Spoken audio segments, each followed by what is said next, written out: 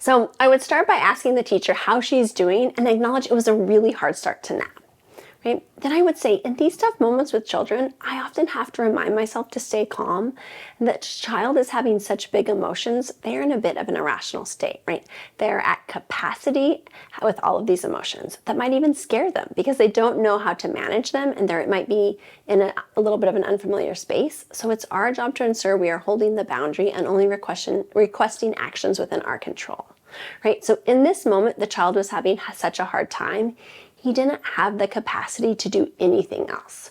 We as the teacher might feel like we just want to scream, go to sleep or stop kicking, but we have to hold that in because that will just make us and the child feel worse, right? It will escalate behavior oftentimes, right? We don't want to get in a power struggle. Trust me, right? I've had those moments where I struggle to remain calm and then it escalates and I have to repair the relationship. So you're not alone in this. And honestly, talking with you about this really helps remind me of the strategies I can use, right? So I want to talk about two different things that can help all of us in these hard moments, right? With this specifically thinking about nap.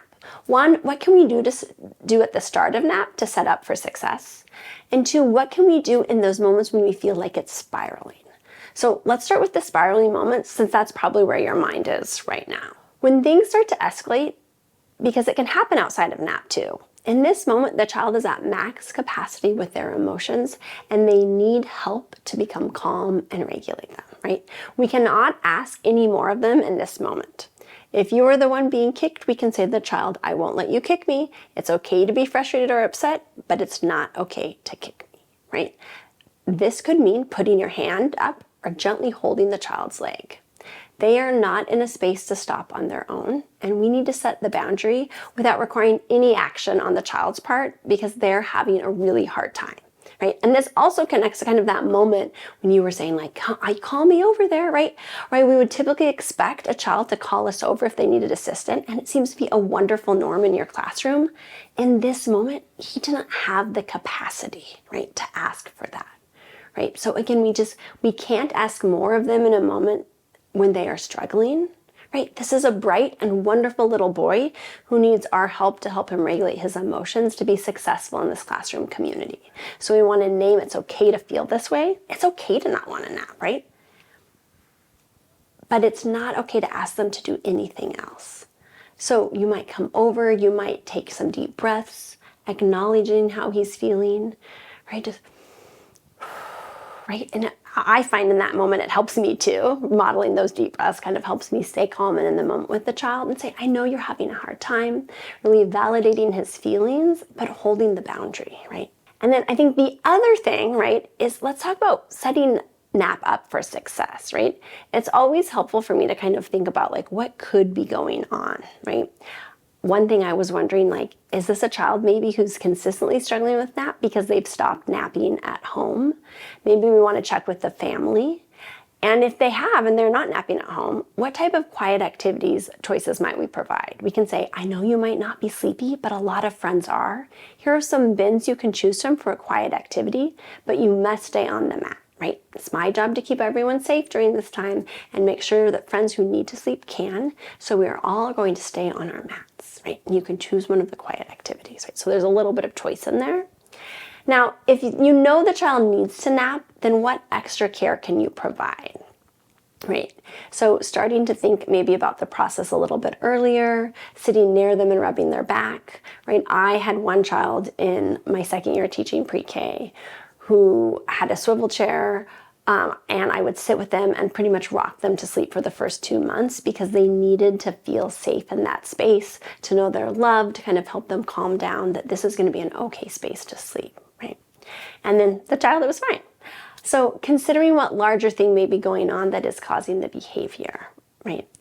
And really thinking about working on this outside of nap, right? So maybe taking a moment and talking about the expectations and even practicing and saying, let's pretend it's nap, right? I'm going to be a friend sleeping over here. What are you going to do, right? And think through some of those strategies, right? We can't just make an expectation or set a boundary for young children. We have to teach them how to engage with it, right? Asking them how it's feeling, finding out more about the child, right? That's always really helpful. to get that more information and have those check-ins about strategies we can use. So 2 actions from this one. Let's learn more about naps for the child to set them up for success. And then also just reminding ourselves to acknowledge students' emotions and set boundaries that only require actions from us as the teacher, right? Not the child that's having a hard time.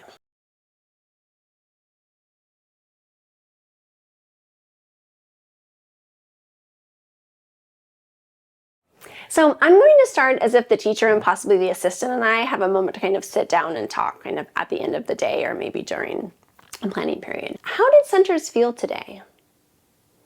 Yeah, you're right. It seemed a little hard, right? Yeah, I did see a few things that were so lovely though, right? Initially, the 4 children were in the blocks area independently playing, right? And the child at the other center seemed really engaged. And I was so excited because I saw the possibilities.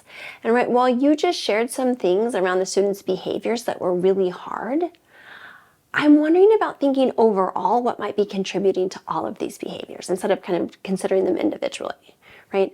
I'm wondering if being more intentional about the centers, the materials, and the tasks we have would shift some of the things we saw today, right? You've taught these children so much. I think they're ready to be engaged in more rigorous content. So one of the first questions I have is I want us to think about a couple things. First being, what centers are you consistently seeing different children engaged in? Yeah. So let's keep that in mind as we think about some of the other centers, because now I want us to kind of come to our unit to think about what are we working on right now and how we might increase the rigor at centers by making more intentional connections to the concepts we are working on in the unit. And we might need to even reintroduce a few centers as we consider, right, the stages of play children are in and what's possible. But I think starting with more intentionality of aligning our centers to our content could be a really good place to go. So let's get the curriculum out and look at the goals, right, for this week, for this unit, and choose 3 centers that we might adjust to better align them, right? And then I'll come back, right? So let's adjust them. We'll plan for that today. And then I'll come back and we can do a cycle of learning to kind of see how it's going and making adjustments. And then we may need to kind of check in on some of those individual children's behaviors, but let's try this first to see, right? I've had those moments when I think like I have rotated centers, everything's going well, and it just doesn't work out, but we don't really know until we try. And I see how hard you are working, and I want to just really make sure that all of this hard work is also resulting in really great rigorous content engagement for the children. So how does that sound?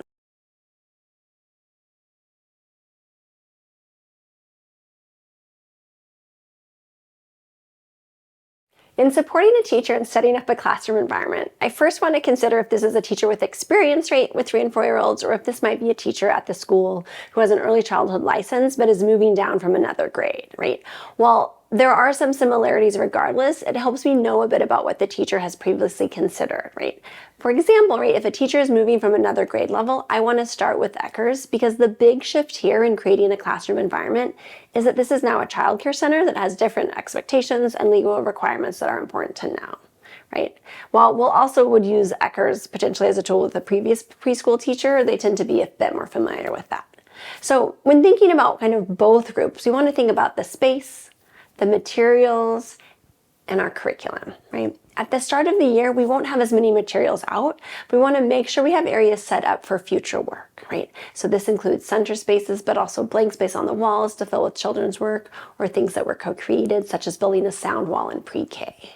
And in starting the conversation, I would first ask teachers, right, if they had taught the grade level before, right, what they were most impressed with by their students at the end of the year.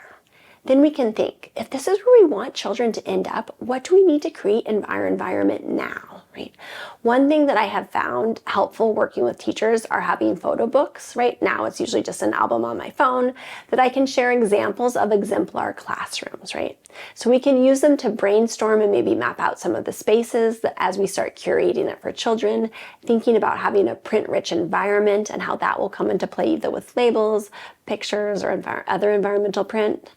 And one important thing to note is that if I'm working with a teacher who I know needs some status support, right, or maybe is just feeling a little uneasy, the next time I come visit, I'm going to find a space in the classroom that looks great. And maybe it's even one that I help them with, and that's okay. And I'm going to ask if I can take a picture of it for my library to really help position them competently, right? And as we really thought about kind of the center spaces and the materials that are there and the labels that might go with that, I then also kind of want to talk with them a little bit, depending on what they shared about a conversation in terms of that print-rich environment, thinking about that early literacy, and having everyone come in having really feeling like this is their community. And so making sure we have children's names up on that first day.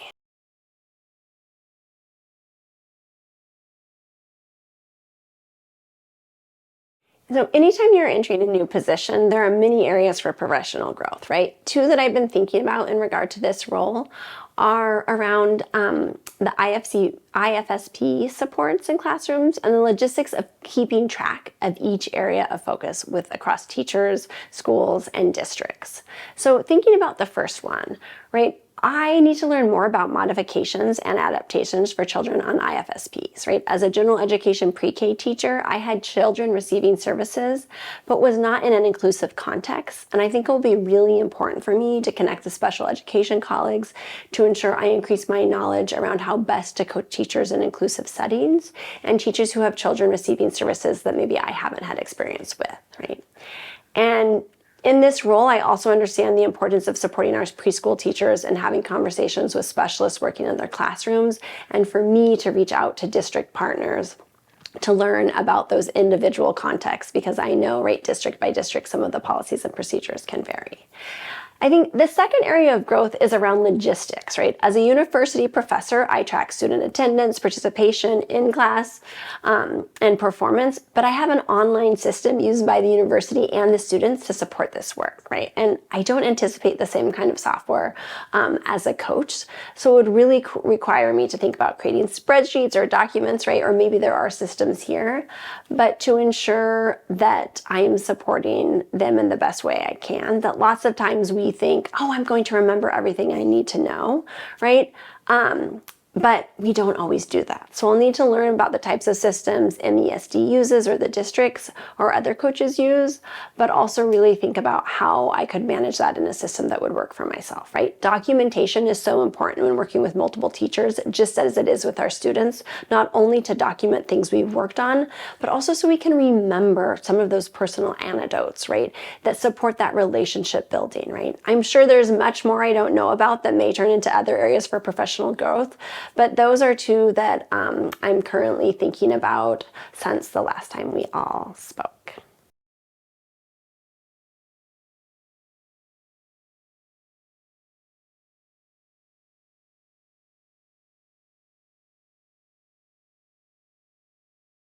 So one of the things I wondered about in this scenario was the race of the teacher, as this would affect how I approach the situation, right? While I would have a similar approach overall, there are some nuanced differences, in particular, things I might say during the action depending on the race. For example, with a white teacher, I can note how this is the work that we must do, right, as white teachers.